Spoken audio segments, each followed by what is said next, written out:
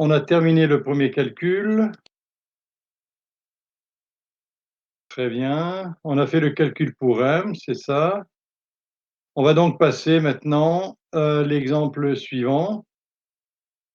On va prendre donc, un produit fini A avec, 2 composants directs, B et C. B est donc un composant acheté et C est un composant fabriqué à partir du même composant d'ailleurs, c'est c'est-à-dire du composant B. Alors, on voit que le composant A est fabriqué, assemblé à partir d'un composant B et 2 composants C, et un composant C est fabriqué à partir d'un composant acheté B. Vous avez ici les informations nécessaires, pour faire le calcul de besoin, donc ABC, les stocks initiaux, les délais, les stocks initiaux et la notion de lot économique. On reviendra sur la définition précise d'un lot économique, la séance prochaine, donc c'est pas avec moi que vous la ferez et vous verrez ça donc sur, sur la notion de lot économique. Mais on y reviendra, donc j'ai dit la semaine prochaine, le 29, non, pas le 29, le si c'est le 29 après-midi, avec un exercice de calcul de lot économique. Alors, hem comment on a procédé tout à l'heure, pour le produit A?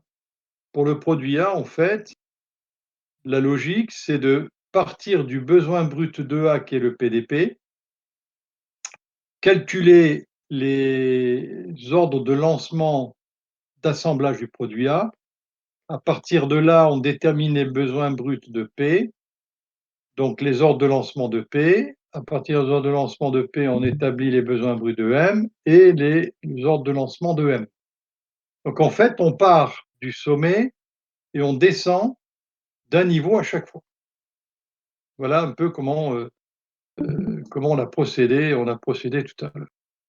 Alors, on part donc on part donc, du produit fini A et on descend à chaque fois d'un niveau. Alors qu'est-ce qui va se passer ici? On va, à partir du besoin brut de A, on va déterminer les dates de lancement, des lots de A, et à partir des dates de lancement des lots de A, on va déterminer les besoins bruts de B, les besoins bruts de C. Ensuite, on va calculer les ordres de lancement de B, les ordres de lancement de C. Avec les ordres de lancement de C, on va déterminer les besoins bruts de B, A.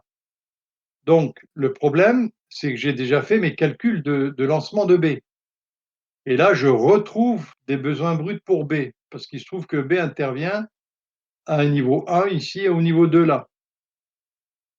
Donc ça va poser problème, parce que ça va m'obliger à refaire un calcul de besoin pour B, mais que je vais devoir consolider avec, les besoins de B que j'ai calculés dans un premier temps. Ça pose problème, c'est pas pratique.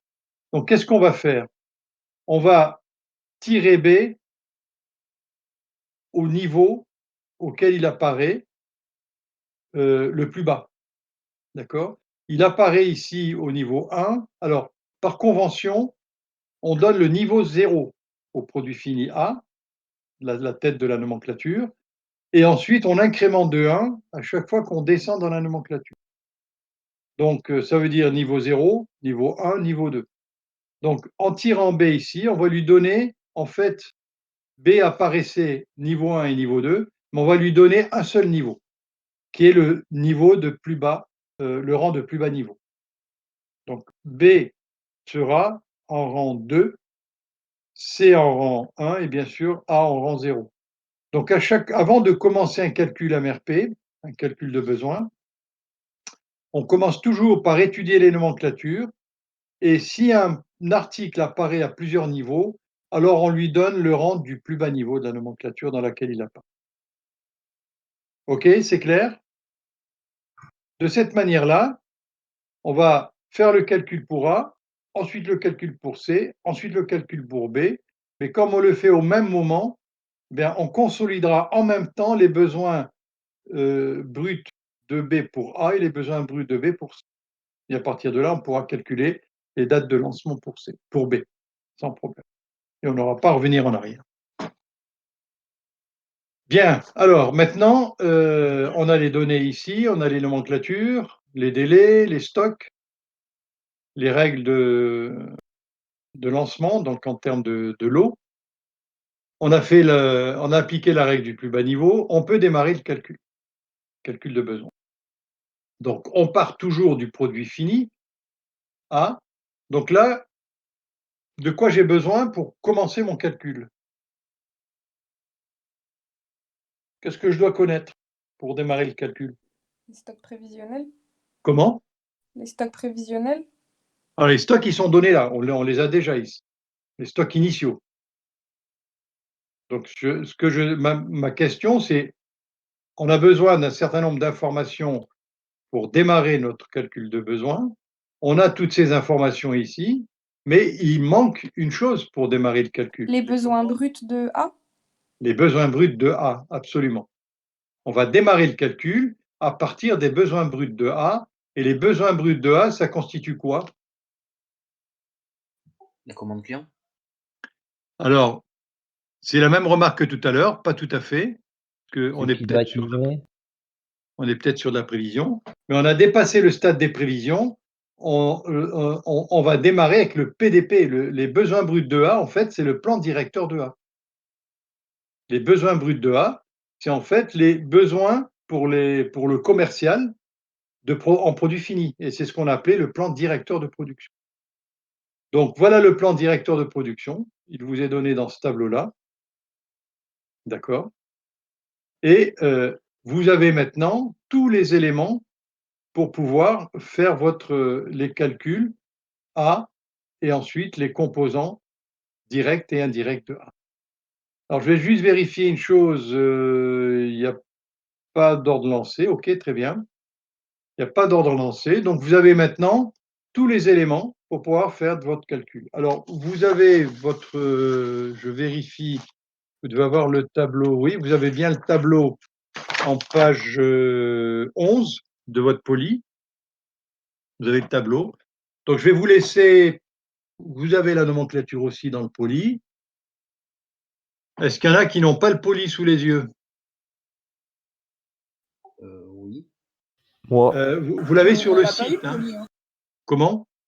Je crois qu'on l'a pas eu, le papier. Si, il est sur le site. Vous ne l'avez pas eu en format papier parce qu'on n'a pas eu le temps. On le remet à la séance 2, comme vous n'étiez plus à l'ISTP. La séance 2, vous l'avez faite à distance, donc on n'a pas eu le temps de vous remettre les polis. Il y a juste quelques groupes qui ont eu les polis parce qu'ils ont démarré plus tôt.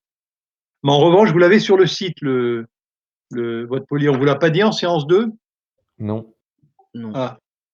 Donc le poli est sur le site. Alors, sinon vous le faites à la main, c'est pas un problème, vous faites rapidement un tableau à la main. En revanche, je vais vous laisser 10 minutes pour faire le calcul. Par contre, je vais peut-être vous laisser plutôt cette diapo visible, Ouais. d'accord? Vous avez le schéma en tête, hein? Donc c'est 200 partout sur les 5 semaines, ça c'est facile. Et donc vous pouvez le faire sur Excel directement d'ailleurs, hein. Donc vous avez besoin brut, ordre lancé, vous pouvez oublier parce qu'on n'en a pas. Donc vous avez besoin brut, stock prévisionnel, ordre fin et ordre début. C'est facile à retenir. Par contre, je vous laisse sur cette diapositive pour faire votre. Et puis je vais vous laisser donc.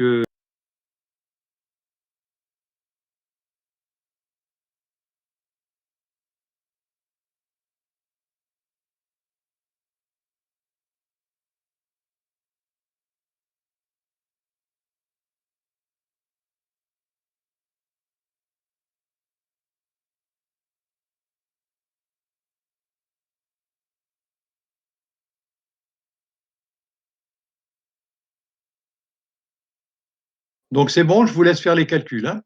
C'est OK? Ouais, ouais. Vous avez tout ce qu'il faut, pas de questions? Très bien.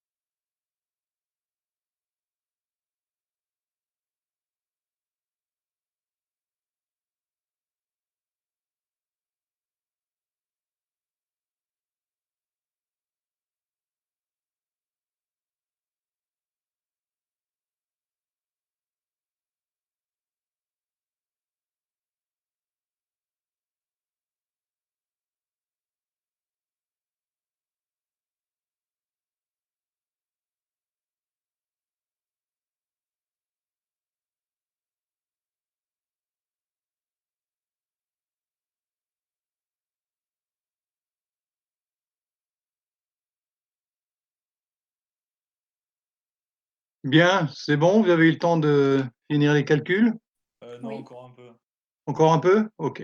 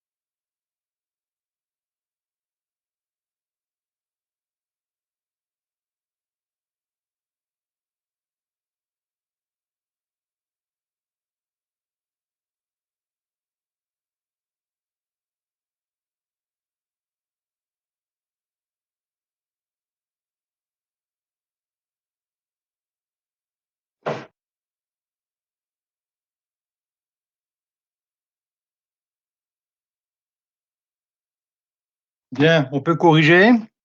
Oui. OK. Donc là, on a déjà, la question de, B qui passe en niveau 2, d'accord?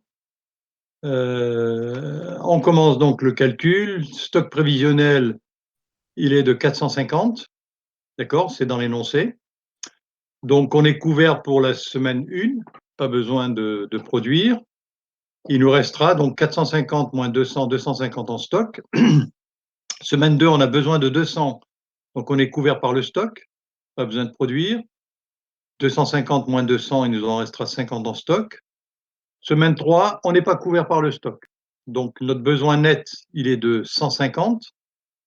Il faudrait donc produire 150, mais on nous dit qu'on fabrique par lot de 400. Donc je vais devoir produire pour un besoin net de 150 unités, je vais devoir en produire 400, qui devront être terminés pour la semaine 3, parce qu'on en a besoin en semaine 3. Donc ça, c'est l'ordre proposé de montage, fin de l'ordre de montage pour la semaine 3.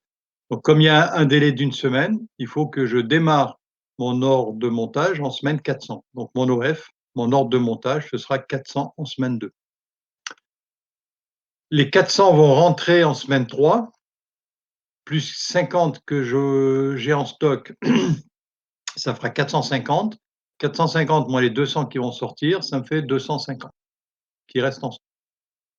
Semaine suivante, 200, donc je suis couvert par le stock, pas besoin de produire.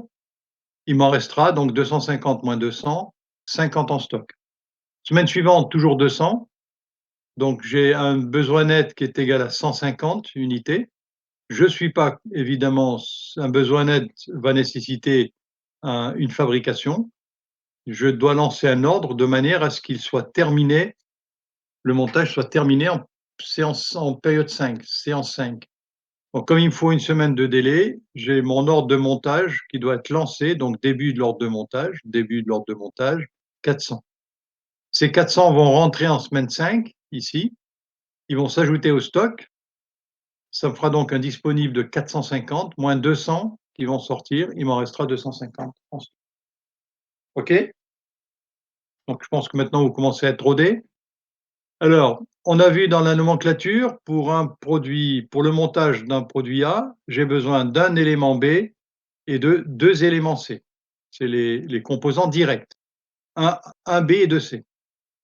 Alors, un B, donc j'ai ici, je dois démarrer l'assemblage de 400 produits A, donc j'ai besoin de disposer à ce moment-là de 800 composants C. 800 composants C qui doivent être disponibles en semaine 2 et même chose en semaine 4, que je dois démarrer l'assemblage de 400 produits B, 400 produits A, pardon. Donc j'ai besoin de disposer déjà de 800 produits C. Ça devient mon besoin brut de C. Alors on commence le calcul pour C maintenant, pour connaître les ordres de lancement. Stock prévisionnel 850. Donc là, j'ai un besoin, ça ne bouge pas en semaine 1. J'ai un besoin de 800, donc je suis couvert par le stock. Il m'en restera 50 en stock. Semaine 3, il ne se passe rien, le stock ne bouge pas. J'ai un besoin de 800, je ne suis pas couvert par le stock. Mon besoin net est de 750 unités. 750 unités, je lance par lot, c'est la règle qu'on s'est donnée au niveau des lots, on lance par lot multiple de 900. Donc j'ai besoin de 750, mais je vais lancer 900 en production. Enfin, je le dois lancer de manière à ce qu'il soit disponible déjà en période 4, qu'il soit terminé en période 4. Ça, c'est l'ordre fin. Comme il me faut une semaine de délai, je dois le lancer, ordre début, le lancer en semaine 3. Lancé en semaine 3, il rentre en semaine 4, s'ajoute au stock qui existera à ce moment-là, 950 moins 800. J'aurai donc 150 au final en stock. OK, pas de questions? J'ai pas compris pourquoi 900, monsieur. Pourquoi 900? Parce que c'est une règle que l'on se fixe. On dit que les lots économiques, c'est comme tout à l'heure, c'est 400 pour le produit A, 800 pour le produit B, 900 pour le produit C. Ça veut dire en fait que si on lance une production, compte tenu du fait que si c'est de la fabrication, il faut régler ma machine, et je ne peux pas régler une machine pour produire quelques produits. D'accord? Si je règle ma machine, il faut que ça me prend une demi-heure de réglage, par exemple, ben, il faut que je produise suffisamment longtemps pour amortir cette demi-heure de réglage. Si je règle ma machine une demi-heure et que je produis pendant 10 minutes, je vais passer toute ma journée à faire des réglages. Ce n'est pas rentable. D'accord? Donc on a toujours une quantité minimum, on va dire. Ça correspond, mais je vous ai dit la semaine prochaine, vous verrez, la séance prochaine, vous verrez plus précisément la notion de loi économique. Disons que c'est une taille minimum qu'on veut lancer. Et pour des raisons pratiques, c'est à la fois une taille minimum, mais c'est aussi qu'on veut lancer par multiple 2. Voilà. Est-ce que ça répond à votre question, c'est clair? Oui, et du coup, j'enchaîne sur une deuxième. Ça Oui. sera toujours une donnée ou on sera amené à déterminer celui économique? Alors j'ai pas bien compris parce que le son n'est pas très bon. Là, il est mieux? Allez-y. Le lot économique, Le est-ce lot que éco il s'agira toujours d'une donnée ou est-ce qu'on sera amené à la déterminer? alors non, ça fait partie des données de base. Alors que ce soit le lot économique, d'une manière générale, mais je vais y revenir tout à l'heure. D'une manière générale, c'est quelles règles de lotissement on utilise. Ça, c'est une donnée qu'on doit avoir au départ. On le Elle fait partie des données du problème. OK. Mais on va y revenir. Vous comprendrez mieux tout à l'heure. On va revenir là-dessus. Donc voilà, donc ici, la règle, c'est de dire on produit pour C par, quantité multiple de 900. D'accord? Alors, maintenant je vais passer, au niveau 2, donc pour B. Alors là, je dois faire attention parce que B, j'ai besoin de composants B à la fois pour, A et pour C. D'accord? Sachant qu'on avait dit qu'on avait besoin d'un composant B pour un produit A, pour les compos pour la partie directe, d'accord? J'ai besoin d'un B pour un A et j'ai besoin d'un B pour un C, OK? Donc les A, je dois lancer ici, au montage, 400, 400 produits A. Donc pour ça, j'ai besoin de C, mais j'ai aussi besoin de B. J'ai besoin de 1 B pour un produit A. Donc ici, mon besoin brut de B sera de 400 parce que je n'ai pas besoin de B pour C en période 2. D'accord? En période 2, je dois fournir du B pour le montage des A. D'accord? Mais A est monté à partir de B et de C. Donc les C, il est pris en compte ici. Pas de problème. Période 3, je dois lancer 900 produits. J'ai rien à lancer, j'ai pas de A à lancer. Par contre, je dois lancer du C. Or, on a vu que j'ai besoin d'un C pour un composant B pour un produit, pour un article C. Donc, j'ai un besoin brut de 900 pour la semaine 3. Et même chose pour la semaine 4. Je dois lancer 400 produits A. Donc, pour ça, j'ai besoin d'autant de produits B pour le montage des A, sachant que je n'ai pas de lancement de C. Donc, c'est le seul besoin de B pour cette semaine 4. OK, c'est bon pour les calculs du besoin brut là? Oui, super. OK. Alors maintenant, je démarre avec un stock de 500, ça ne bouge pas en semaine 1. J'ai un besoin brut de 400, donc je suis couvert par le stock. Il m'en restera 500 moins 400, 100 en stock. Là, je dois lancer, j'ai un besoin, pardon, de 900 composants B. J'en ai seulement 100 en stock, donc mon besoin net est de 800 et ça correspond juste à la règle de lotissement, hein, puisqu'on dit ici les B, on les produit par multiple de 800. Donc, j'ai un besoin de 800, besoin net 800, donc il faut que j'en produise de manière à en disposer en semaine 3. Le délai est de 2 semaines, donc je dois lancer ces 800 2 semaines avant. Ils vont rentrer en semaine 3, ajouter au stock, ça me fait 900. Hop, c'est exactement ce dont j'ai besoin. Donc, il m'en restera 100 plus 800 qui vont rentrer, 900 moins les 900 qui vont sortir. J'aurai un stock 0 à la fin de la semaine 3. Semaine 4, j'ai un besoin de 400. J'ai rien en stock, donc mon besoin net est de 400. Donc, il faut que j'en lance 400 en production, en approvisionnement. Mais j'ai une règle qui me dit j'approvisionne par quantité multiple de 800. Donc, ce n'est pas 400 que je vais commander, mais c'est 800, de manière à ce qu'il soit disponible en semaine 4. J'ai 2 semaines de délai d'approvisionnement, donc il faut que je lance la commande à mon fournisseur 2 semaines avant. Les 800 donc sont commandés en semaine 2, ils rentrent en semaine 4 et il y en a 400 qui vont sortir en semaine 4, donc 800 moins 400, il m'en restera 400 en stock.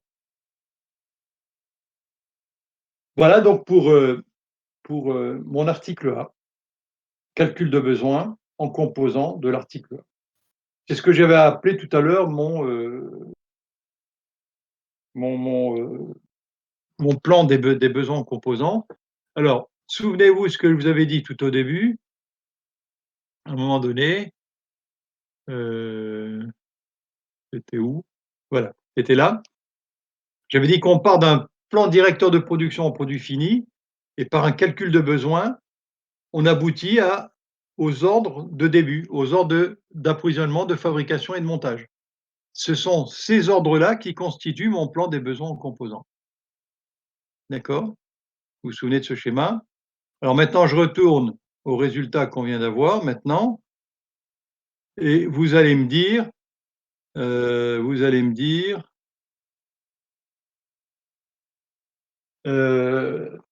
vous pose la question, là-dedans, où est mon plan des besoins en composants? Vous pouvez reposer la question? Où est dans ce tableau-là, dans ces tableaux, où est mon plan des besoins en composants? Les besoins bruts de C et B? Comment? Les besoins bruts de l'article C et de l'article B? Ah non. Non, c'est pas les besoins bruts de C et B. C'est les ordres de début? Ah oui, C'est les ordres, ouais. c'est les ordres de début, absolument. Donc si je fais cette ligne plus cette ligne plus cette ligne, c'est mon plan des besoins en composants. J'ai ici les ordres d'approvisionnement pour chacune des périodes et encore avec les quantités. Ici, j'ai les ordres de fabrication pour C et ici, début toujours, hein, et ici, j'ai les ordres de montage pour A. Voilà, c'est mon plan des besoins en composants. Je suis passé des besoins bruts en produits finis, c'est mon PDP, aux besoins, aux ordres de montage, ordre de fabrication, ordre d'approvisionnement. C'est mon plan, c'est mon programme, approvisionnement, fabrication, montage pour les semaines 1 à 5. Je suis passé d'un PDP en produit fini à un plan, à des ordres de fabrication, montage, approvisionnement, fabrication, montage pour les semaines 1 à 5. OK? Allez, on va monter d'un cran dans les niveaux de difficulté. Oh, pas énorme, hein, c'est pas grand-chose. Donc là, on a 2 produits qui utilisent le même composant. Donc le produit A est fabriqué à partir du composant C, un composant C pour un produit A, et le produit B est fabriqué à partir du même composant C, la même matière C, du même composant C à hauteur de 3 unités de composant C pour un produit B. Voilà, donc là, vous allez faire les calculs. Alors, vous avez besoin évidemment du plan directeur de production, le voilà. C'est sur les produits finis, besoin brut en produits finis. Je vérifie juste qu'il n'y a pas d'ordre lancé. Il n'y a pas d'ordre lancé, OK. Donc je vous laisse encore, quelle heure c'est? 11h moins quart. Oh, bon, on a du temps. Donc je vous laisse 10 minutes et d'ici 10 minutes, je verrai si en principe, en 10 minutes, vous aurez fait le calcul. Voilà, je vous presse pas trop. Je vous laisse 10 minutes et oui, il y a une question? Pas de question? C'est bon? Non. OK, donc je vous laisse 10 minutes et je coupe le micro, mais je vous entends, hein. Si vous avez des questions, vous pouvez les poser.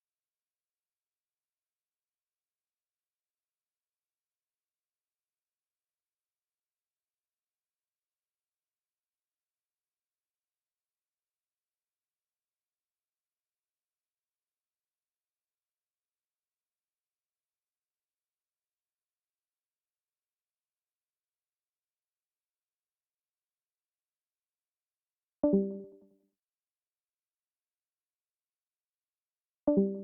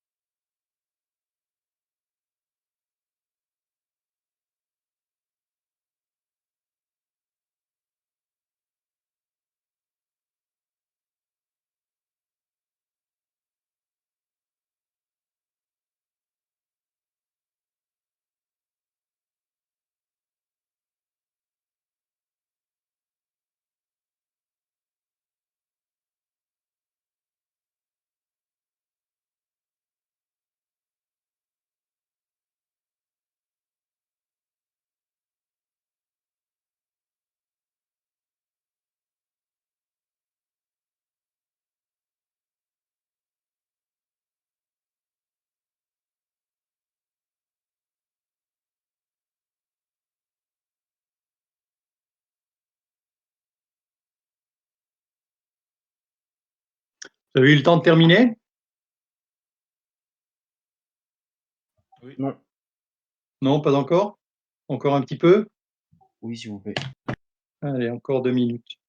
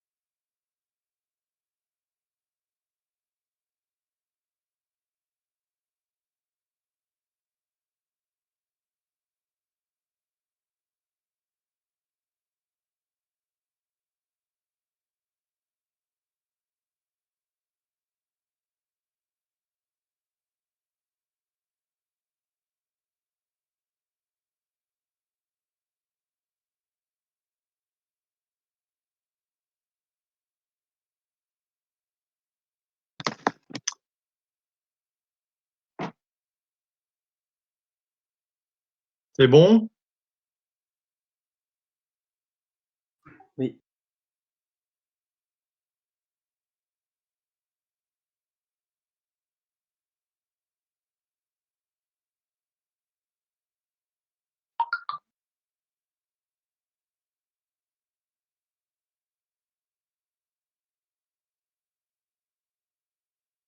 Ah, il y a quand même des absents. Vous êtes 30 normalement en tout, hein? Là, je compte au moins 5 Ouais, c'est ça. Louis Bourillon, vous êtes là?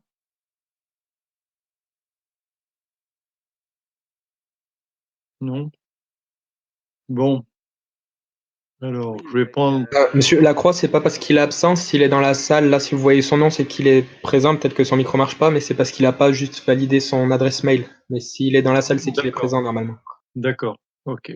Ouais, parce que moi aussi j'étais ouais, enfin oui, oui, oui. Moi aussi j'étais avec une croix rouge à un moment donné, mais j'arrivais à intervenir, je comprenais pas bien ce que signifiait la croix rouge. Bien. Alors, est-ce que quelqu'un peut nous donner le résultat de son calcul? Peut nous dire à combien vous êtes arrivés? Pour les besoins, le, ordre début de B par exemple, vous trouvez combien?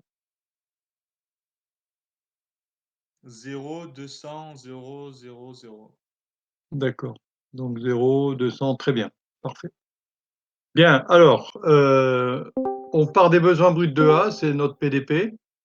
On a 300 en stock. Je vais aller un petit peu vite parce que maintenant c'est doit être rodé. On a un besoin brut de 100, donc notre besoin net est négatif, on n'a pas besoin de produire et notre stock va passer à 300 moins 100, 200. 200 en stock, on a un besoin en semaine 2 de 150, donc je suis couvert par le stock, pas besoin de produire et je finis avec un stock de 200 moins 150, 50. Semaine 3, j'ai un besoin brut de 150, ce qui me donne un besoin net de 100. 150 moins 150, ça fait 100. Besoin net 100, j'ai donc besoin de produire. Et on nous dit qu'on produit par lot de 250, multiple de 250. Donc je dois produire pour disposer de 250 pour mon besoin de la semaine 3. Donc ça veut dire que je dois lancer une semaine avant puisque le délai est d'une semaine. Ordre début 250 en semaine 2. Donc les 250 que je lance ici vont rentrer en semaine 3, ajouter au stock, ça fait 300, moins 150 qui vont sortir, il m'en restera 150. 150 en stock, j'ai un besoin de 200, je suis donc pas couvert par le stock. J'ai donc besoin de produire toujours 250 que je commande une semaine avant, que je lance en montage une semaine avant. Il rentre en semaine 4, ajouté aux 150 que j'aurai en stock, ça me fera 400, 400 moins 200 qui vont sortir, il me restera 200 en stock. Semaine 5, j'ai un besoin de 250, j'ai donc besoin de produire, le stock ne suffit pas. Je produis pour que ce soit terminé en semaine 5, les 250, donc il faut que je les lance une semaine avant. En semaine 4, ils sont lancés, ils rentrent en semaine 5, plus de 100 que j'avais en stock, ça fait 450. 450 moins 250 qui vont sortir, il m'en restera donc 200 en stock. Terminé pour les calculs de besoin pour le produit C. Donc, j'ai terminé donc pour le produit C. Pardon.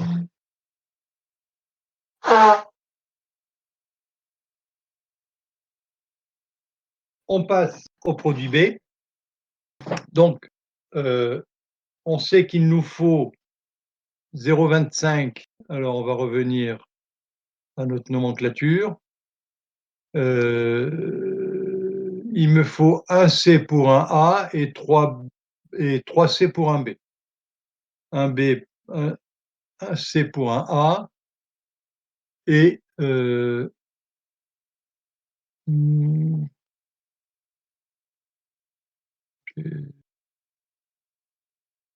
B pour un A. Oui, alors on a donc pour les, on va d'abord passer sur le calcul de B, pardon, hein, j'ai été un petit peu trop, j'ai voulu aller un peu trop vite. Donc on termine le niveau 0. Là, on a deux produits finis. Donc il faut que je termine le calcul pour les produits finis A, mais il faut que je fasse aussi le calcul pour le produit B avant de passer à C, évidemment. Donc le B, c'est bien sûr un produit fini, donc je pars du PDP de B, 100 et 100. J'ai 150 en stock, il ne se passe rien en semaine 1. Semaine 2, j'ai un besoin de 100, donc je suis couvert par le stock, et il m'en restera 150 moins 100, il m'en restera 50, produit B. Je passe à semaine 3, il ne se passe rien. Donc, semaine 4, j'ai un besoin de 100, j'ai 50 en stock, donc mon besoin net est de 50. Je vais donc produire, et je produis par lot de 200, par multiple de 200. Donc, j'ai besoin de 50, je vais en lancer 100. J'ai un délai de 2 semaines, donc il faudra que je les lance 2 semaines avant, donc en semaine 2, et pour qu'ils rentrent, effectivement, semaine 4.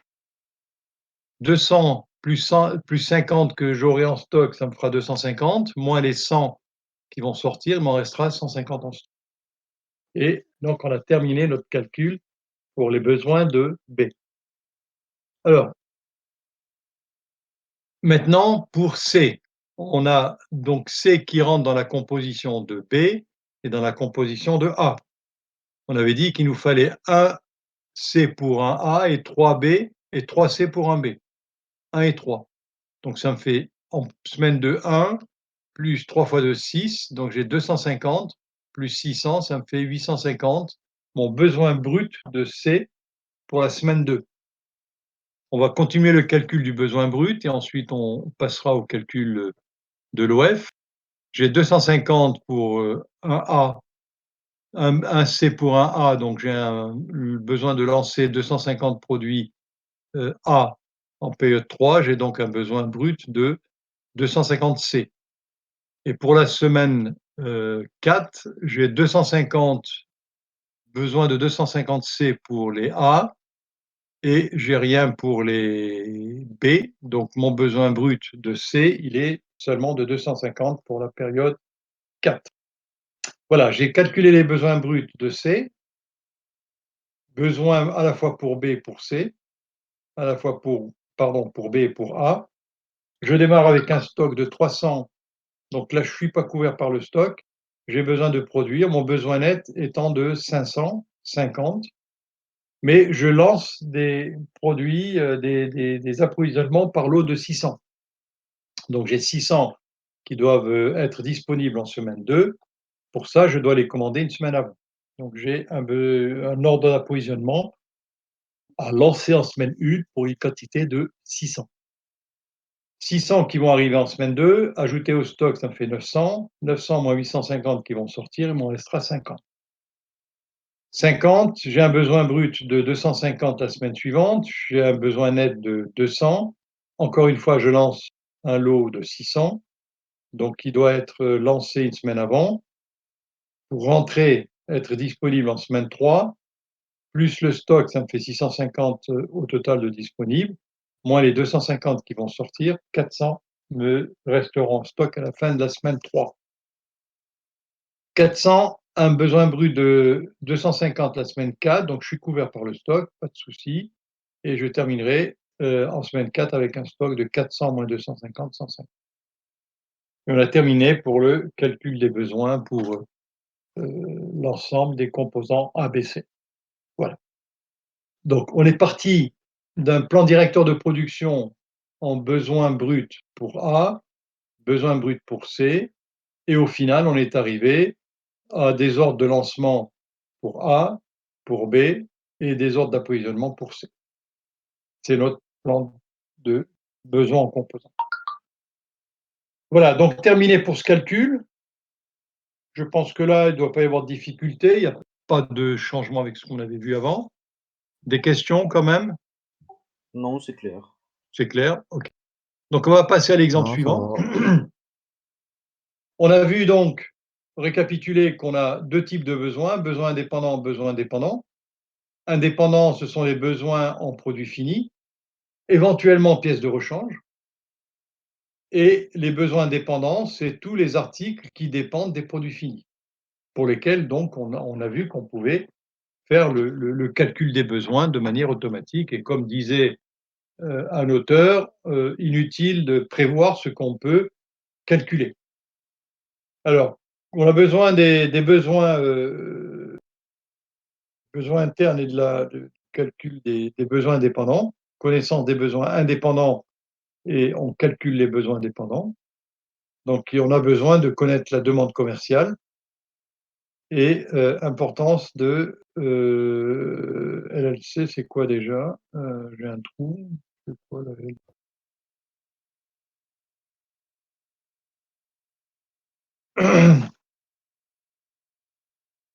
Bon, importance de la LLC dans le calcul. Bah, je suppose que c'est le délai ici. Des règles de gestion pour paramétrer le réapprovisionnement. Donc, on a besoin de connaître les délais d'obtention pour calculer les dates. On a besoin de connaître les règles de lotissement pour calculer les quantités. Donc, règles de lotissement, c'est multiple 2, hein, par exemple. On verra d'autres règles de lotissement. Et éventuellement, les stocks de sécurité, si on veut couvrir les aléas. Donc là, on n'a pas encore traité. On a traité les règles de lotissement, mais on n'a pas encore traité les stocks de sécurité et on n'a pas traité non plus, on verra le rebut. On verra comment on traite le rebut. Alors, ce calcul MRP se fait à capacité infinie. Alors, le terme infini est un terme impropre, mais on reviendra sur cette notion de capacité infinie, capacité finie, au cours des séances 5 et 6. Alors, comment traiter le rebut? Une erreur à éviter, c'est de considérer que si j'ai un taux de rebut de 100, ben, je vais vous poser la question. Si j'ai besoin de 100 produits, j'ai un taux de rebut de 10%. Combien faut-il que je lance de produits en production? Que quelqu'un peut me répondre? Vous pouvez répéter la question, s'il 110. vous plaît? Je n'ai pas entendu. Alors, j'ai besoin de 100 produits. C'est mon besoin. J'ai un taux de rebut de 10%. Combien faut-il lancer de produits? Faut-il lancer de produits en production pour avoir les 100? 110. 110. Alors ça, c'est l'erreur classique. C'est pour ça que je vous pose la question. C'est l'erreur classique. Vous avez multiplié 100 par 1 plus le taux de rebut et ce n'est pas l'opération, ce n'est pas la bonne opération. La bonne opération, c'est 100 divisé par 1 moins le taux de rebut. Alors l'explication. La quantité conforme, c'est la quantité lancée moins le rebut, c'est-à-dire la quantité lancée fois le taux de rebut. Si je lance 100 en production, quantité lancée 100, et que j'ai un rebut de 10%, ça veut dire que sur les 100 lancés, j'en aurai 10 qui seront rebutés. Donc si je lance 100 en production, j'aurai au final 100, quantité conforme, 100 moins 10% de 100, moins 10, 90. D'accord? Donc la quantité lancée, la quantité conforme, c'est la quantité lancée moins la quantité lancée fois le taux de rebut, si c'est 5% par exemple. Ce qui veut dire que la quantité conforme, c'est la quantité lancée multipliée par 1 moins le taux de rebut. Simplement mis quantité lancée en factorisé. Donc ça, quantité conforme, c'est quantité lancée. Quantité conforme, c'est quantité lancée multipliée par 0,95 pour la quantité conforme. Mais moi, je me pose la question inverse. C'est-à-dire, je veux savoir combien je dois lancer en production pour avoir au final les 100 que je veux avoir au final. D'accord? Donc en fait, je veux connaître la quantité lancée à partir de la quantité que je veux obtenir au final. Donc je fais l'opération inverse. Donc la quantité lancée, c'est la quantité conforme divisée par 1 moins 0,5, divisé par 0,95. Quantité lancée égale quantité conforme divisé par 1 moins le taux de rebut. Le taux de rebut, il sera inférieur à 1, donc j'aurai bien une quantité lancée supérieure à la quantité conforme. C'est normal. C'est ce que je veux. D'accord? Est-ce que vous avez bien compris cette différence Oui. dans le calcul? Hein, c'est comme la TVA, hein, ça dépend si on part du prix net ou du prix TTC. Voilà, donc ça, il faut le savoir. Maintenant, on prend un article A, quelconque, on se fixe comme règle de lotissement, on fait du lot pour lot. Ça veut dire que si j'ai besoin de 15 produits, ben, je vais lancer 15 produits en production. Je pars avec un stock de 190. Voilà mes besoins bruts de A. Mon délai d'obtention est d'1 semaine et j'ai un taux de rebut de 5. Alors je vous demande de faire le calcul, de besoins, donc pour arriver aux ordres proposés début. Donc c'est exactement comme tout à l'heure, sauf que là, on a introduit 2 lignes. On a introduit le besoin net. Besoin net, c'est bien sûr le le le le, le besoin moins le stock prévisionnel, d'accord? Donc là, en l'occurrence, quand il est négatif, le besoin net, c'est 0, d'accord? Donc là, par exemple, j'ai un besoin de 150, 190, c'est mon stock de départ. Mon besoin net ici, c'est donc 150 moins 190. En principe, c'est moins 40, mais il n'y a pas de besoin négatif. Donc s'il est négatif, c'est 0. J'ai pas de besoin. Donc il me restera 40 en stock. 180 moins 40, mon besoin net est donc ici de 140. Donc le besoin net corrigé, c'est le besoin net compte tenu de mon rebut. Et à partir de là, vous appliquez la règle de lotissement pour connaître l'ordre de fin et l'ordre de début.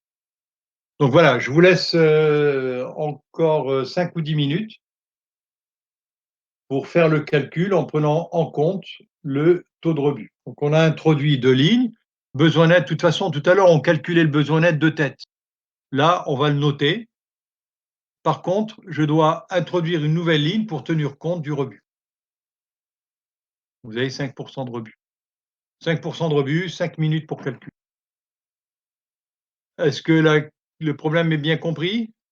Que vous êtes demandé de calculer? Oui. OK. Bien, alors je vous laisse 10 petites minutes. On a le temps quand même jusqu'à 12h15, donc je vous laisse 10 petites minutes pour faire le calcul. OK? OK. À tout à l'heure.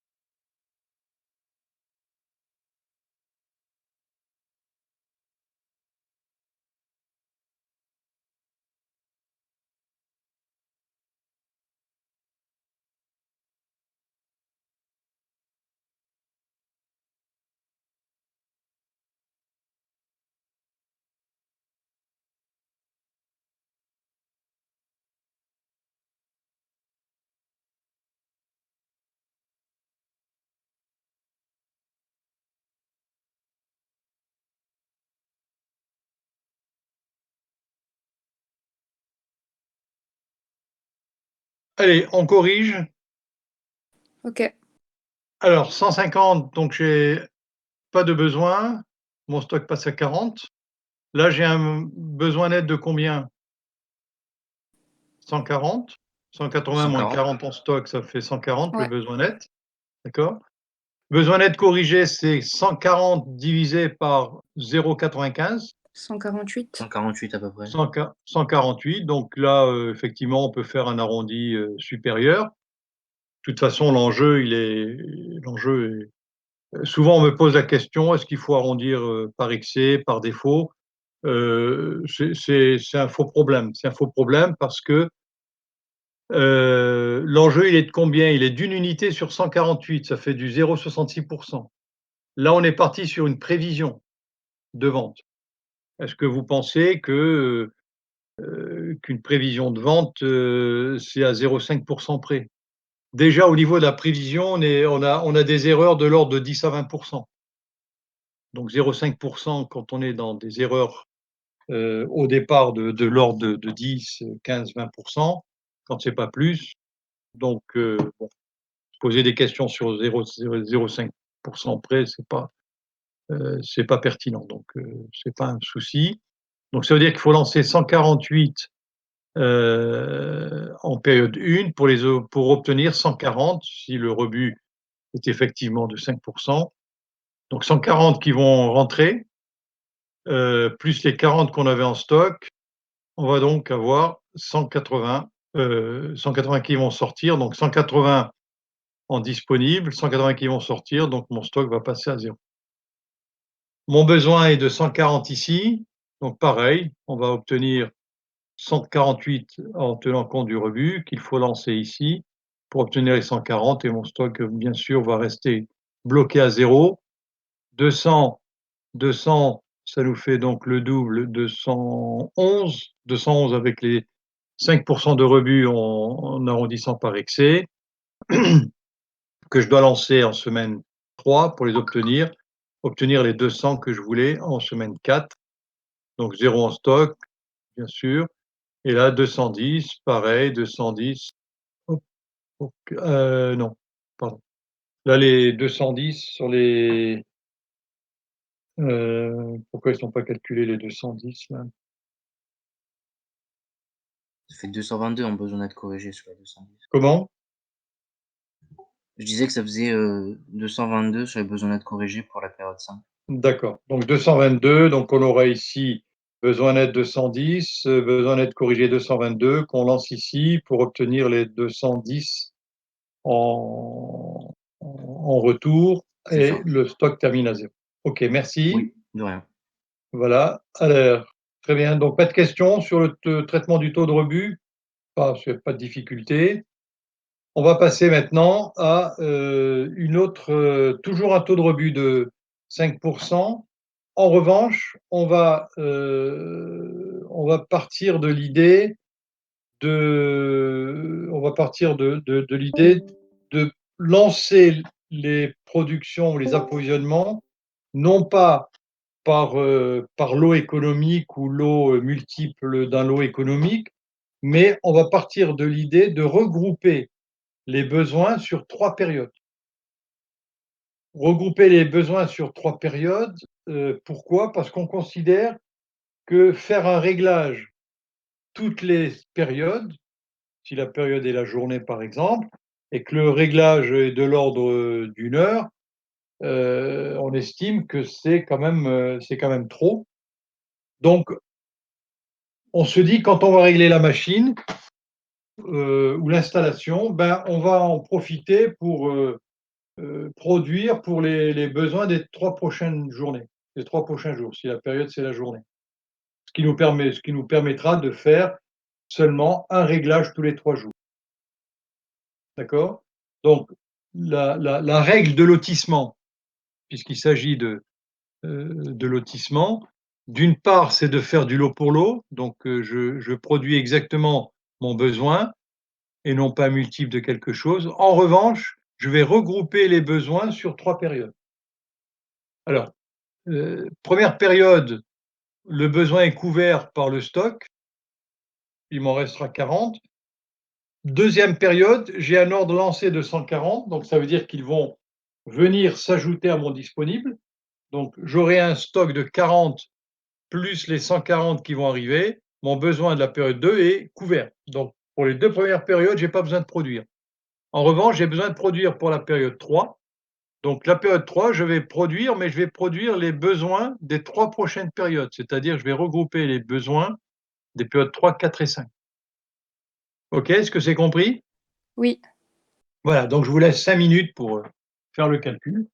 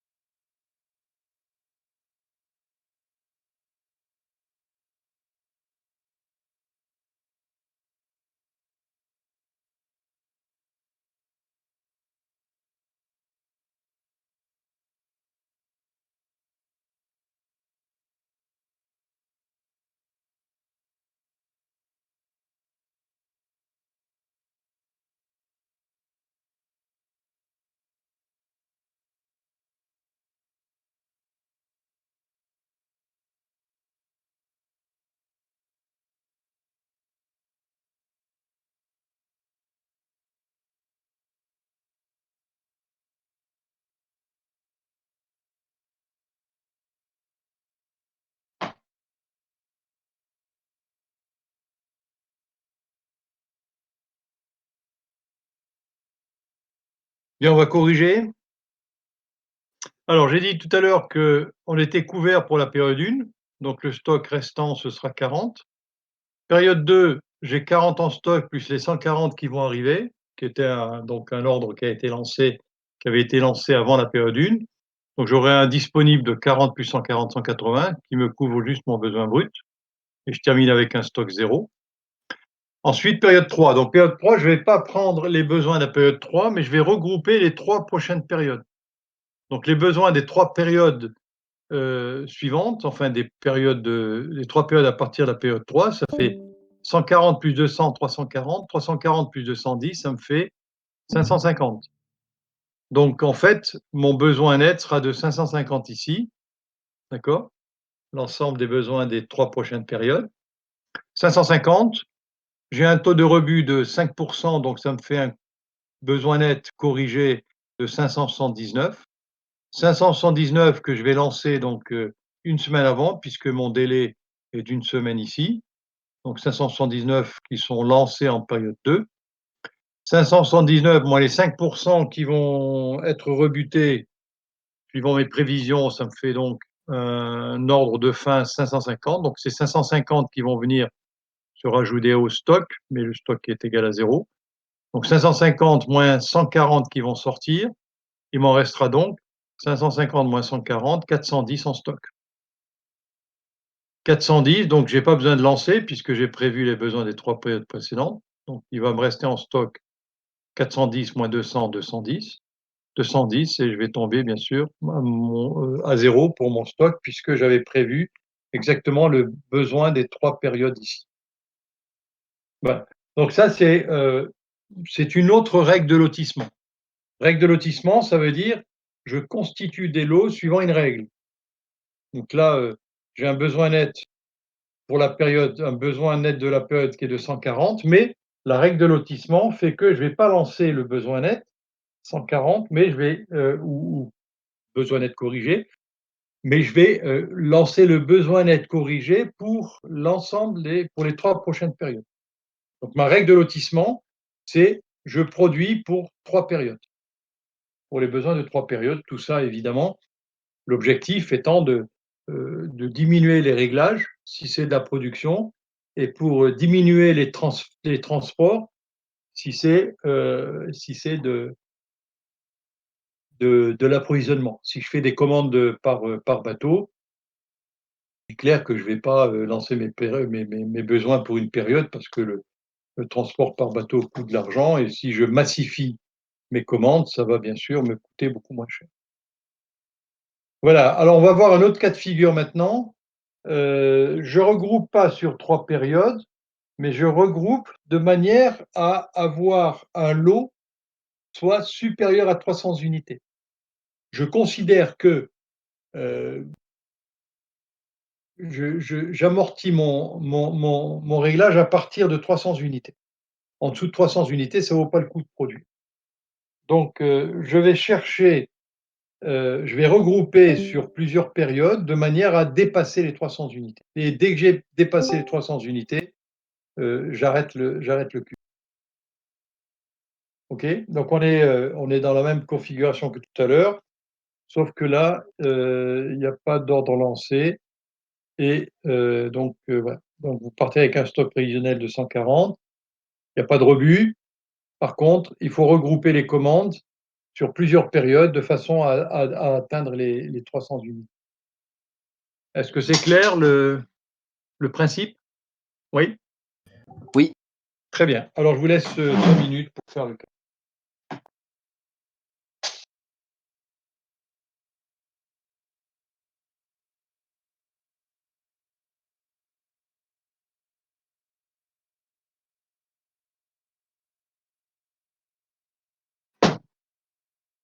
Monsieur, vous pouvez mettre la diaporama d'avant, s'il vous plaît? Pardon? La diaporama d'avant, s'il vous plaît. La diaporama d'avant, oui, bien sûr. Voilà. Donc, c'est les mêmes quantités, hein, même stock de départ, même quantité, sauf qu'il n'y a pas d'ordre lancé et que vous devez regrouper de manière à dépasser, à lancer des quantités supérieures à 300.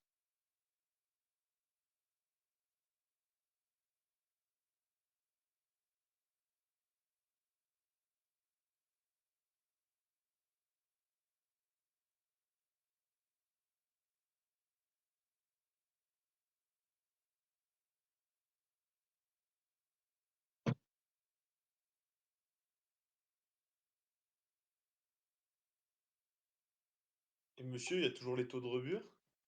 Non, non, il n'y a pas de rebut.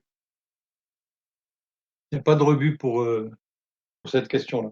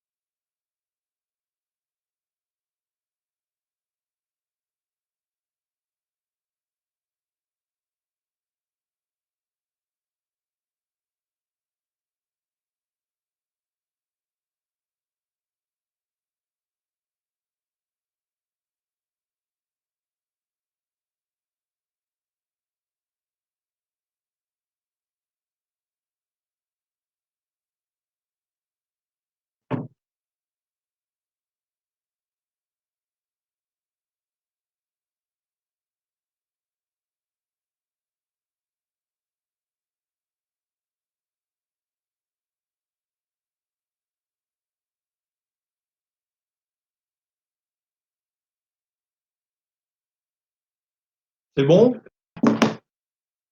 Oui. Allez, on corrige. Donc 190, besoin 150, on est couvert par le stock. Donc fin de stock, fin de période 1, 40. Besoin de la période de 240, on n'a pas atteint les 300. Donc on va regrouper avec la période suivante.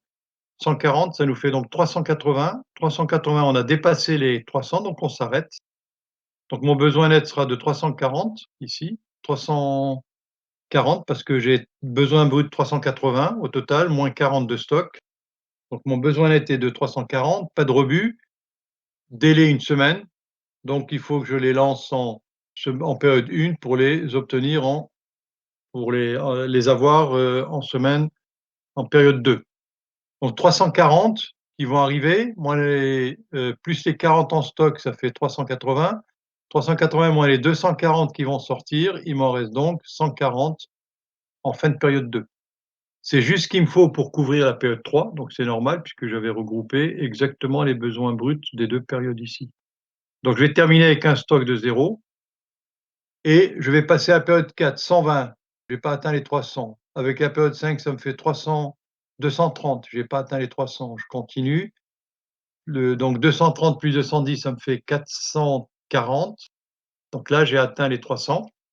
Je m'arrête à la période 6. 440, c'est le besoin net, d'accord? Donc pas de besoin net corrigé puisque c'est, sans rebut. Donc 440 que je dois lancer 1 semaine avant pour les obtenir donc ici et mon stock va passer à 440 plus 0 moins 120, 320. 320 moins 110, 210, c'est exactement bien sûr le besoin de la période 6 puisque j'avais prévu exactement les besoins des périodes 4, 5 et 6 compte tenu de mon stock de dépôt. D'accord? Stock de départ qui était égal à 0 d'ailleurs. J'ai produit exactement, les besoins des 3 périodes ici. Et j'arrive avec un stock égal à 0. D'accord? Donc voilà, on a introduit une autre manière, de constituer des lots de production ou d'approvisionnement, ce qu'on appelle la règle de lotissement. Donc on lance par lot, de manière à ce que la quantité du lot soit supérieure à 300. Donc ça, c'est une autre règle de lotissement encore que l'on vient de voir. Alors,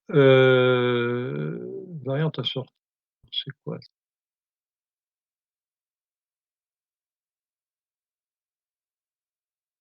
Je sais pas.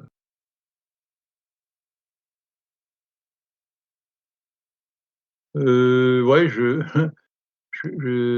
découvre une diapo en live parce qu'il y a eu des changements. C'est quoi ça? 410.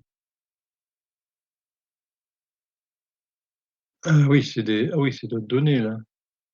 Ah oui, oui, c'est pas les mêmes données là. C'est pas les mêmes données. Il y a le 200 et le 210 qui changent. Qui Oui, donnent oui. 410. Oui, oui, effectivement, c'est un autre jeu de données. Les hypothèses ici sont les mêmes. Ouais, variante à sortir. Donc voilà, c'est un autre jeu de données. Je vois pas bien l'intérêt, mais bon, donc là, on aurait effectivement, avec les périodes 4 et 5, on a atteint les 300. Ça nous fait 410. Donc, stock final ici, ça me donnera donc 410, je dois lancer 1 semaine avant et le stock final sera de 210. Donc là, je couvre, j'arrive avec un stock égal à 0. Oui, simplement, voilà, oui, je comprends maintenant, effectivement l'intérêt de cette, là, c'est pour dire que, je peux pas continuer donc, je peux rien prévoir sur la période 6 parce qu'en période 6, j'ai un besoin de 210, j'ai pas atteint le quota minimum. Donc, je dois regrouper avec la période suivante, mais j'ai pas les données pour la période 7, donc je peux pas continuer mon calcul ici. Mais monsieur, pourquoi on peut pas faire, par exemple, du coup, ça fait 620 si on rajoute avec la période 4 et 5? 620.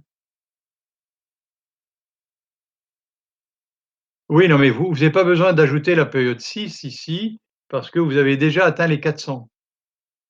Vous avez déjà dépassé les 300 avec 420. Vous avez dépassé les 300.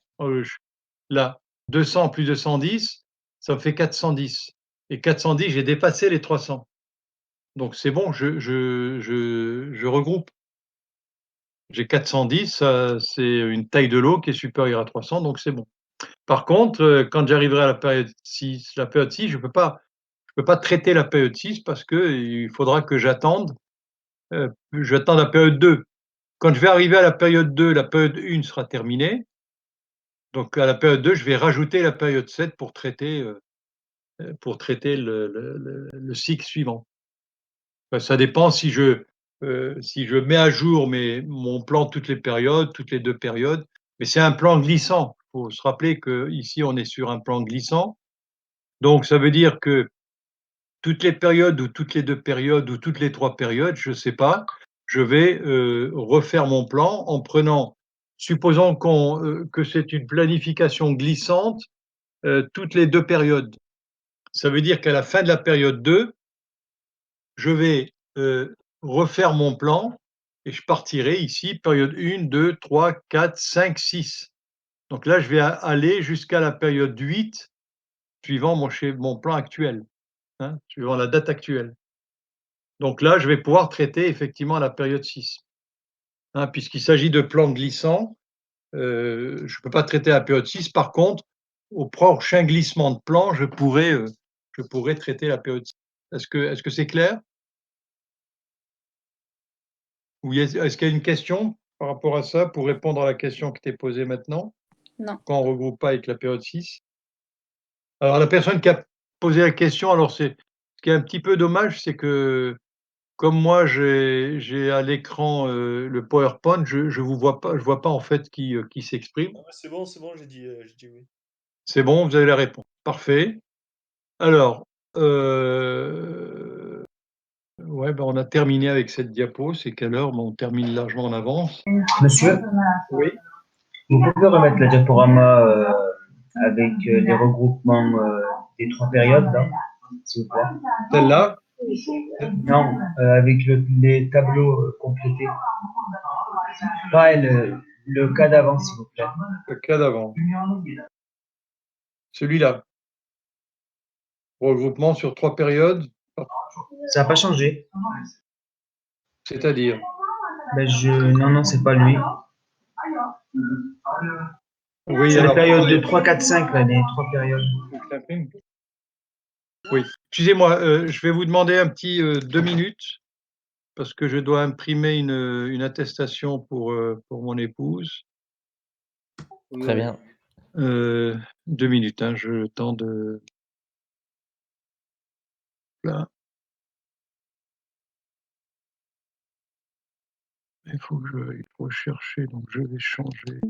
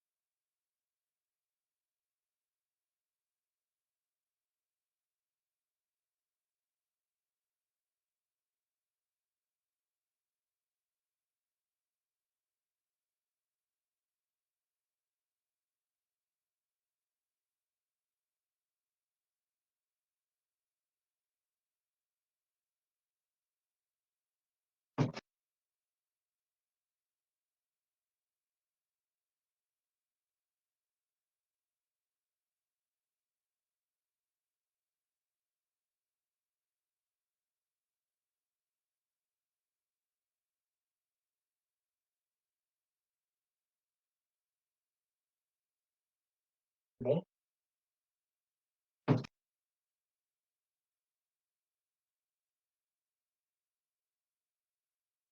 Bien. Alors on revient. Voilà. Ah non, il faut que je restream là.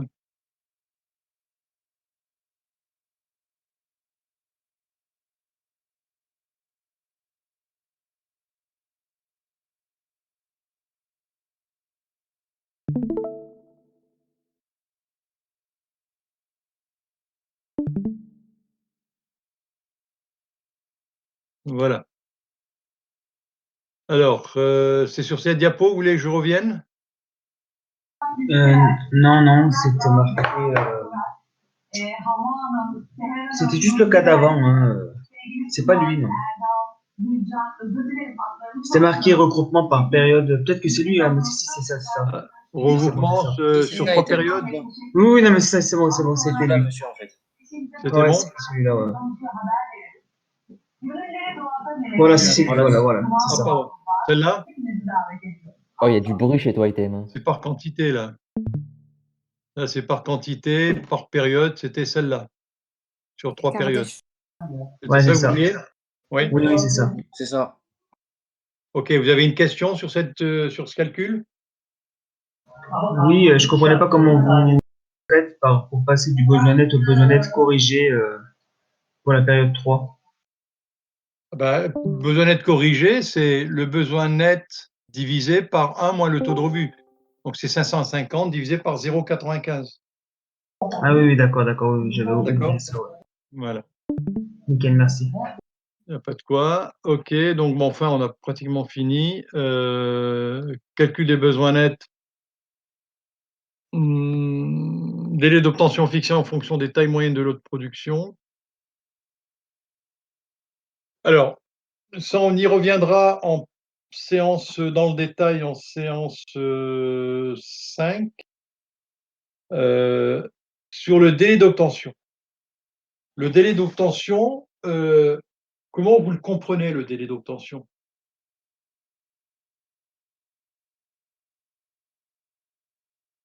Bah, c'est les fournisseurs qui le donnent.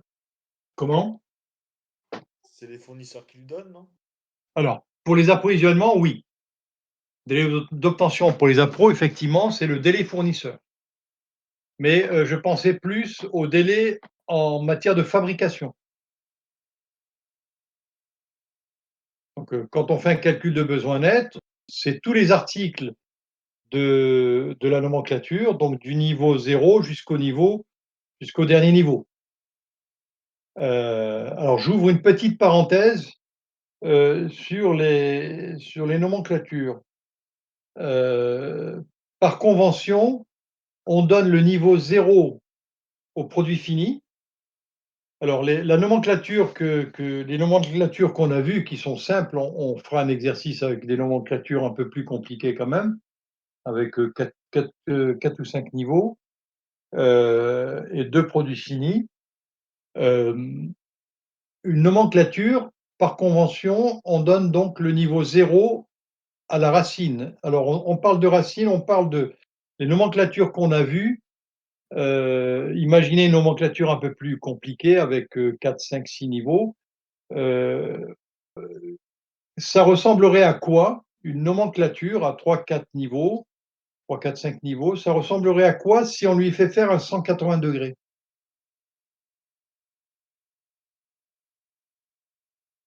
Si on lui fait faire un 180°? Ouais, c'est-à-dire si on lui fait une rotation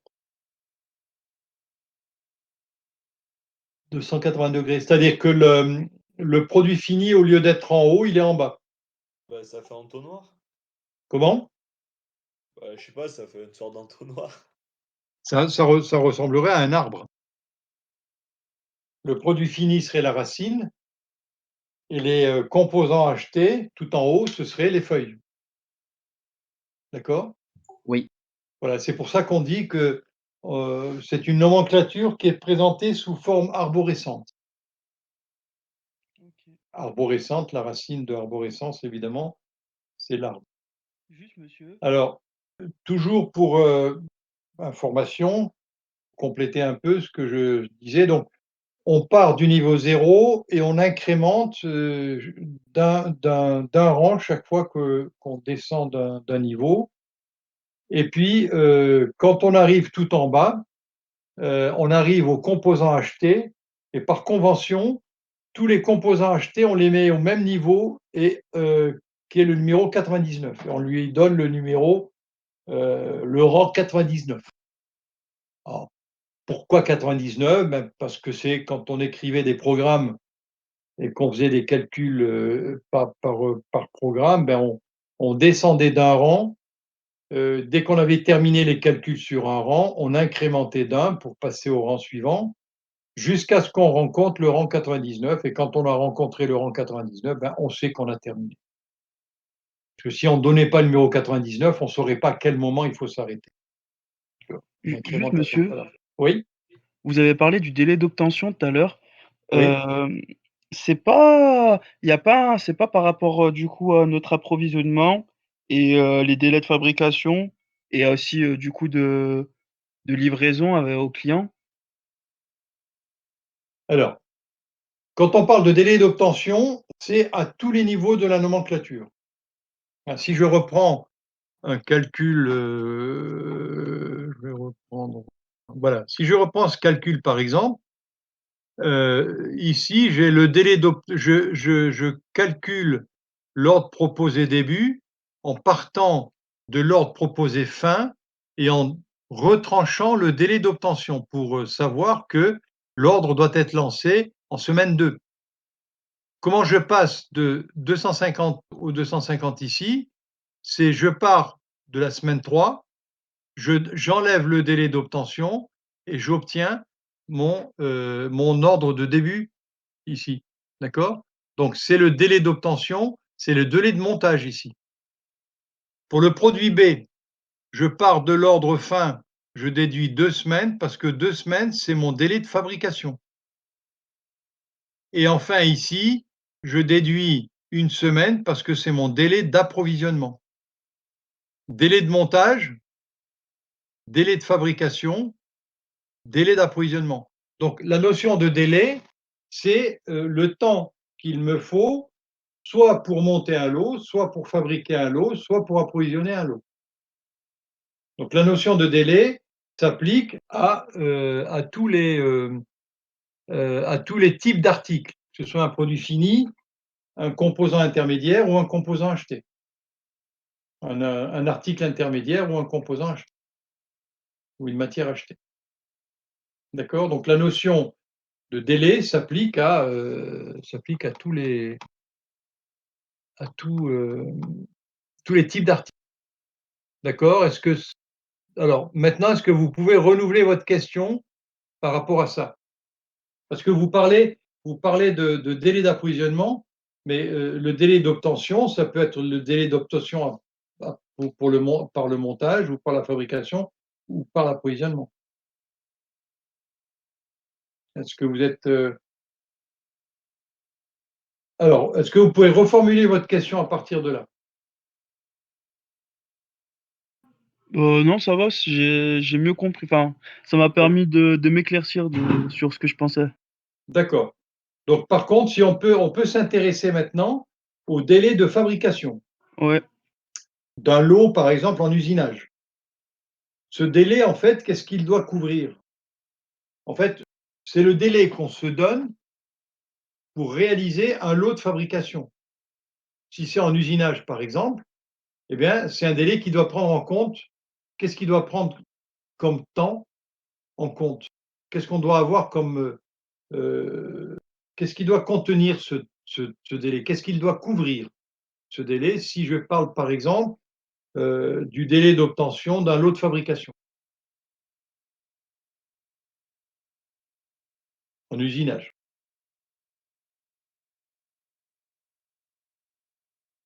On va prendre un exemple un peu plus précis. J'achète des pièces brutes à une fonderie, donc j'ai un délai d'approvisionnement.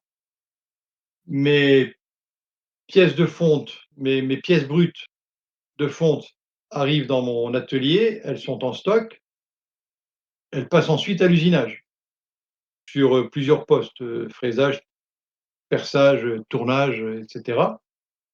Donc pour obtenir une pièce finie à partir d'une pièce brute, je dois passer par plusieurs postes de travail, plusieurs machines.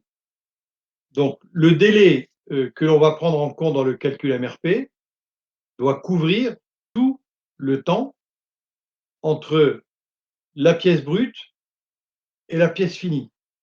Donc concrètement, c'est quoi ces temps? Qu'est-ce qu'il y a dans Ça, c'est c'est le quoi ces process, temps-là? c'est le temps de process. Pardon? C'est le temps de process. Alors plus précisément, bien c'est le temps de process bien sûr, mais c'est un process qui englobe beaucoup de choses. Qu'est-ce qu'il englobe ce process? Ben, la livraison, la fabrication et Quelle livraison? ben, en matière première. Non, non, non. J'ai bien dit qu'on part de la pièce brute pour arriver à la pièce finie. Donc le délai d'obtention de la fabrication, je pars de la pièce brute disponible, donc le temps d'approvisionnement ne rentre pas là-dedans. Quand on passe d'un niveau de la nomenclature à l'autre niveau de nomenclature, alors je vais revenir sur l'exemple de tout à l'heure. Voilà. Ici, j'ai 3 délais d'obtention. Le délai pour l'article A, le délai pour l'article B, le délai pour l'article C. Ma question, c'est alors B pour l'article B, c'est notre pièce usinée à partir de la pièce brute, qui est la pièce C, l'article C. D'accord? L'article B, une fois usiné, va rentrer sera un élément d'assemblage de l'assemblage de l'article A. Là, je me situe au niveau de l'article B. J'ai un délai pour l'article B de 2 semaines. Ça veut dire qu'entre la pièce brute et la pièce finie qui va rentrer en stock pour aller au montage, j'ai 2 semaines de délai. Donc la question, c'est qu'est-ce que contiennent ces 2 semaines de délai? Il n'y a pas le délai d'appro, parce que le délai d'appro, il est pris en compte ici. Là, je pars d'un délai à partir de la pièce brute jusqu'à la pièce finie. D'accord? C'est ça mon délai. Délai de réalisation de mon OF. Donc je reprends ma question. Qu'est-ce que inclut ce délai? Qu'est-ce qu'il doit prendre en compte? Qu'est-ce qu'il doit couvrir? Les contrôles? Oui, les contrôles, d'accord. Le conditionnement? Oui, disons que c'est mis dans des palettes pour aller au montage ensuite. Attention, hein, quand vous dites j'ai l'impression que quand vous parlez de contrôle, de conditionnement, vous faites allusion au produit fini? Non. Non, d'accord, ok. Donc on est bien d'accord. Est-ce que c'est Donc la c'est gestion des contrôle de la stocks? pièce finie et conditionnement de la pièce finie pour ensuite la transférer à l'atelier de montage. On est bien d'accord? Oui. Ok, d'accord, dans ces conditions, ok. Qu'est-ce que ça inclut encore? La gestion des stocks? C'est-à-dire la gestion des stocks. On parle de temps là, hein. C'est quels sont les temps que ça couvre? Donc vous voulez Bah, dire l'approvisionnement. ben non, quel approvisionnement? C'est j'approvisionne des pièces brutes que j'usine. Donc je suis dans la phase d'usinage. J'arrive pas à expliquer par rapport à la gestion des stocks ce que je veux dire. Alors, si vous incluez des temps de stockage, parce que moi, ce Oui, que je vous les temps d'attente. on essaie de voir, on essaie de comprendre ce qu'il y a, ce qu'inclut le délai. Le délai, c'est un temps. Donc, il inclut des temps. Ce délai d'obtention, il inclut des temps. Quel temps il inclut? Alors, on a dit le temps de contrôle, le temps de conditionnement, d'accord? Qu'est-ce qu'il y a comme autre temps qui doivent être inclus dans le délai d'obtention? Des temps d'attente? Les temps d'attente, oui, parce que quand j'arrive sur un poste de travail, il y a une file d'attente. Donc ça, on le verra en séance 7, tout à fait. Donc il y a les temps d'attente. Qu'est-ce qu'il y a encore comme temps? Ben, les principaux temps, vous ne les avez pas cités encore, hein. Ben, les temps de fabrication.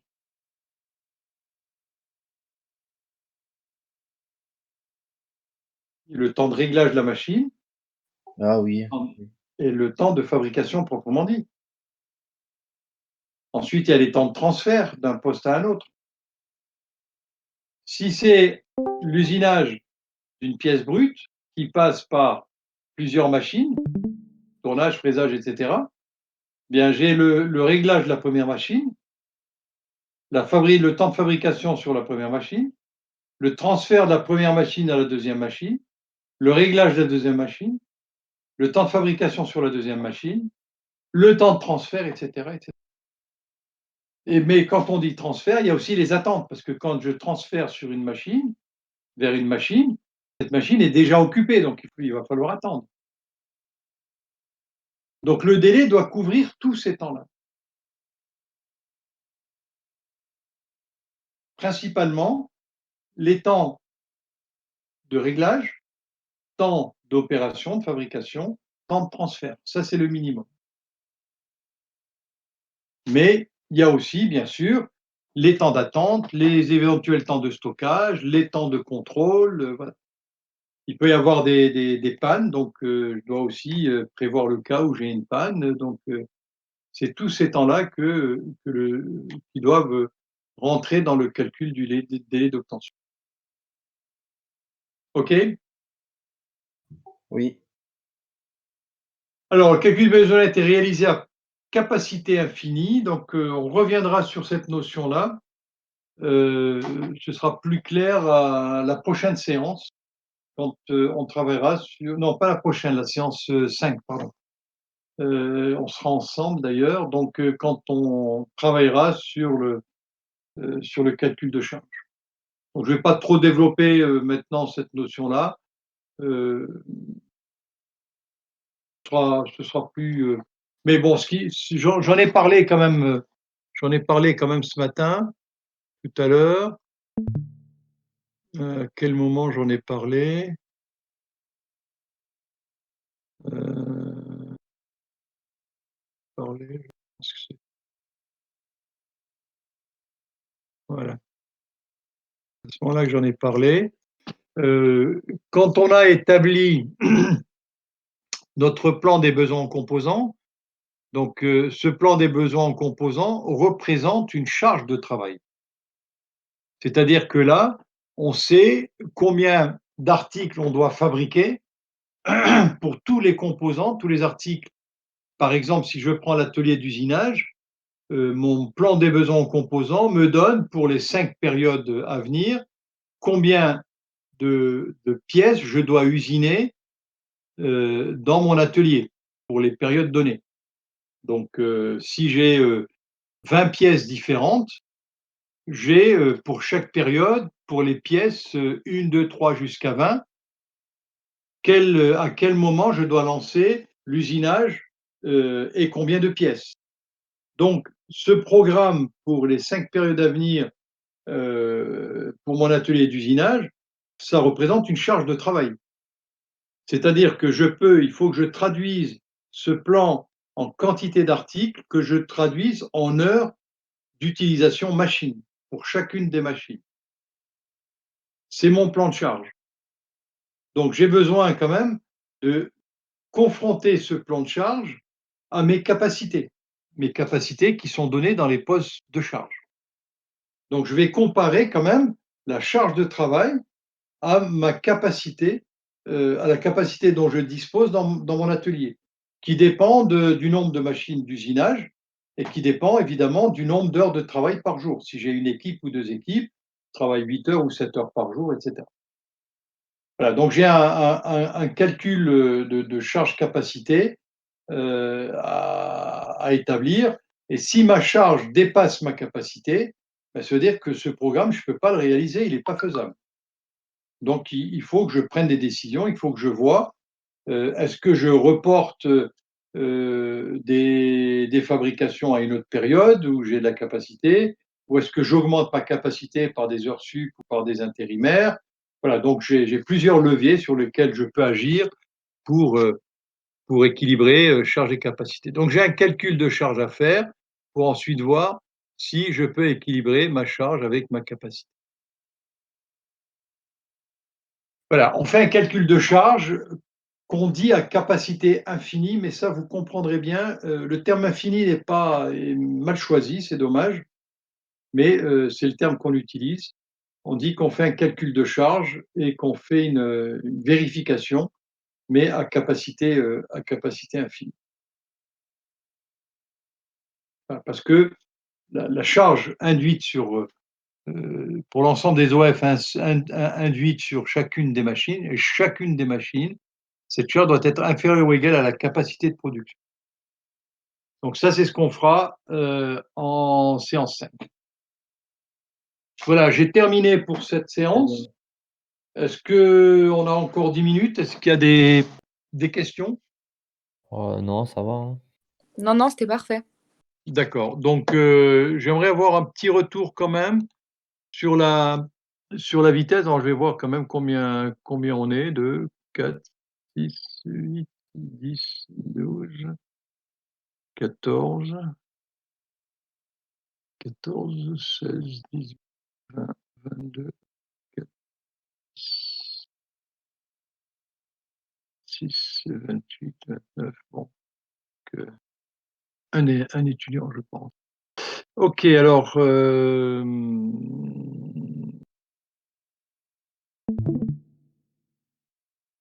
alors, comment ça se passe pour vous? Pour nous, c'est tout nouveau, évidemment, pour vous aussi. J'aimerais, puisqu'on a 5 minutes, de quelques minutes encore, est-ce que vous pouvez me faire un retour un peu pour me dire comment ça se passe pour vous? Est-ce que c'est facile de suivre? Est-ce que ça va trop vite? Est-ce que ça peut aller plus vite? Qu'est-ce qui vous gêne? Est-ce qu'il y a des choses que vous aimeriez qu'on fasse autrement? Voilà. Est-ce que vous avez des réactions spontanées comme ça, hein? Sur On a votre quand même cours en particulier ou sur l'ensemble de l'enseignement, en ligne? non, sur cette séance, par exemple, sur ce cours-là, sur cette séance. Et puis, enfin, vous pouvez le dire en général et en particulier pour cette séance. Bah, sur cette séance, ça va puisque c'est que des diapos et qu'il y a pas forcément de schéma à faire au tableau et que vous avez pas forcément d'explication à faire, à la main donc c'est assez complet. Oui. Alors moi, ça me manque quand même le tableau, hein. Il y a des Oui. choses que j'aime bien expliquer en faisant des schémas au tableau, Après, ça mais reste des diapos de 4 heures. voilà, mais effectivement, on s'appuie sur nos transparents. Après, Oui? c'est plus le format de 4 heures qui est, enfin 4 heures devant un ordi, Ouais. voilà. Oui, ça fait Ouais, mal ça. c'est pas terrible. C'est pas terrible, c'est trop long, trop long. Ouais, Ouais, 4 mais heures, c'est trop long, 4 heures. le problème, c'est que c'est le format de base de l'ISTP et tout le planning est fondé là-dessus, quoi, hein, donc Oui, mais c'est plus dur devant un ordi qu'en salle de oui, cours. oui, oui, oui, oui, je comprends. C'est plus, Ouais, puis on s'est tapé 30 heures de visio aussi au début de la semaine, et là, c'est vendredi, c'est long, ah quoi. oui, ah oui, en plus, c'est vendredi, donc Et on a cours ouais. demain matin Et on aussi, a enfin. cours demain matin, ouais. Ah oui, samedi encore. Et ouais. Donc bon, vous aimeriez qu'on essaye de faire ça en 3 heures et demie, par exemple? Aller un peu plus vite et boucler en 3 heures et demie? Ah oui, Mais c'est-à-dire si si on c'est fait en possible. 4 comme le programme est figé et fixé, il faudrait aller un petit peu plus vite. Si on va plus vite, est-ce que ça risque d'être trop vite, trop rapide? Ouais, ça peut être un risque ça. Hein? Ah, au pire, on vous le dira si ça va trop vite. Oui, oui, oui. Là, en termes de vitesse, vous pensez qu'on est à la bonne vitesse? On peut aller plus vite ou il faut aller plus doucement? Non, moi je trouve que c'était parfait la vitesse. Ouais, comme ça va bien. La vitesse était bien là. OK. Bon, mais je pense qu'il vaut mieux rester, quitte à ne pas boucler la séance, plutôt que d'aller trop vite quand même. C'est pas agréable. Bon, ben, écoutez, enfin, en ce qui me concerne, quoique je vous revois la séance 5 est quand même chargée parce qu'il y a mais c'est des exercices à faire, donc il y a moins à é il y a moins à écouter. Il faut écouter plus pour les corriger, quoi. Sinon, il y a moins de cours, c'est pas du cours, moi, je vous reverrai pour une séance de TD. Sachant que la prochaine séance, vous avez pas mal d'exercices aussi. Mais bon, D'accord. je note qu'effectivement, c'est difficile de rester concentré 4 heures donc rester à l'écoute, quoi. C'est ça qui est, on va ouais, ouais. Là, j'avoue que j'ai pas vraiment d'éléments de réponse, et qu'on aura plus d'exercices, dans la suite.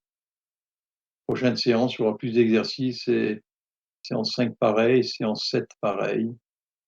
Voilà, j'espère que ce sera, heu, moins contraignant.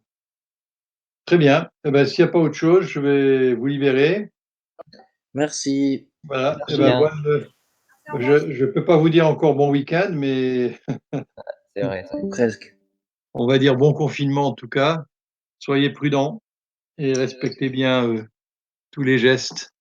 Voilà. Merci Eh aussi. bien, Merci vous. bon appétit, bon après-midi et bon week-end quand même.